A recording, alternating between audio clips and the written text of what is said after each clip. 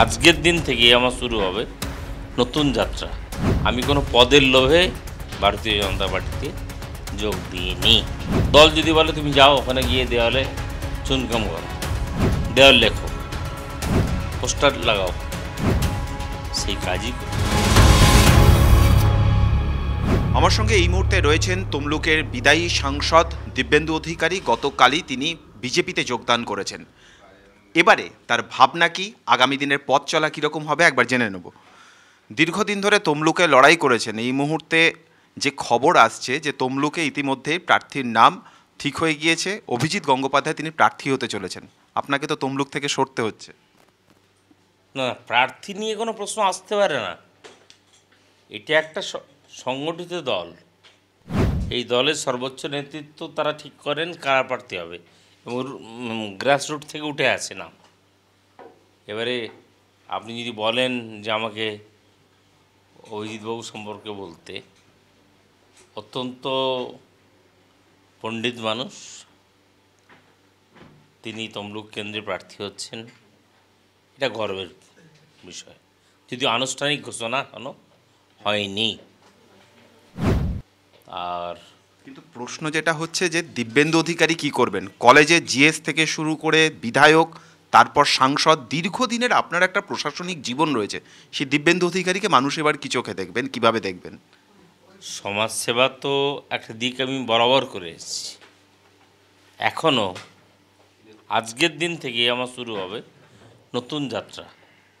সেই যাত্রা হচ্ছে, আমি কলকাতায় আসার সময় বলেছিলাম সূর্য যে উঠবে সে নতুন সূর্য।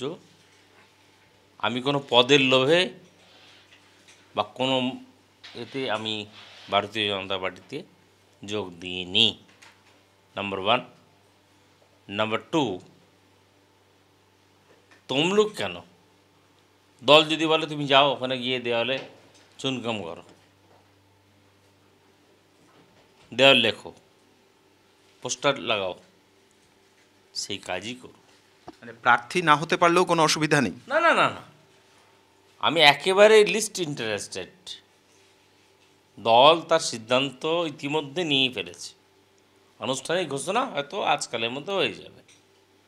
যেটা আমরা দেখছি যে নরেন্দ্র মোদী, এখনকার বিজেপি, তার মূল যে আক্রমণটা বিরোধীদের বিরুদ্ধে, তা কংগ্রেস হোক বা অন্য বিরোধী দলগুলি, মূল কথা হচ্ছে পরিবারতন্ত্র।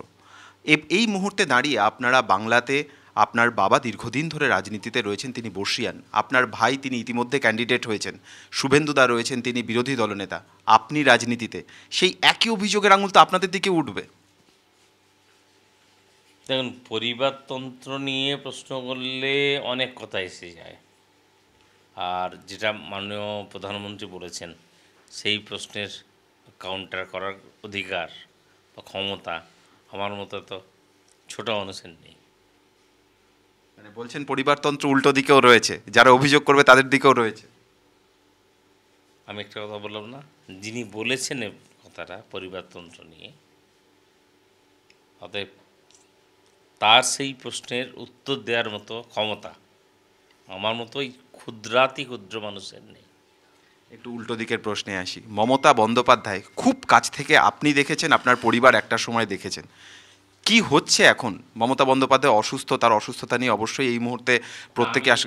ওনার দ্রুত আরোগ্য কামনা করি, সুস্থ হয়ে স্বাভাবিক জীবনে তিনি ফিরে আসুন। আর বাড়ির মধ্যে যে কি ঘটনা ঘটেছে সে তো আমি ওখানে কোনো যন্ত্র নেই আমার জানার পক্ষে। তবে এসএসকেএম হাসপাতালের বিবৃতি, এটা কন্ট্রোভার্সি তৈরি করে দিয়েছে। সেই কন্ট্রোভার্সিটা কীভাবে ওভারকাম করবে সেটা তাদেরই ব্যাপার। আর আমি বলবো, যদি তিনি নিরাপত্তার অভাব বোধ করেন, অবিলম্বে কালীঘাটের বাড়ি থেকে চলে যাওয়া, অন্যত্র গিয়ে থাকা, আর কেন্দ্রীয় নিরাপত্তা নিয়ে নেওয়া, এটা তাকে আমি বলতে পারি। এটা পরামর্শ। পরামর্শ। আপনি কি পার্টির কাছে প্রার্থী হওয়ার জন্য আবেদন করেছেন? Question does not arise.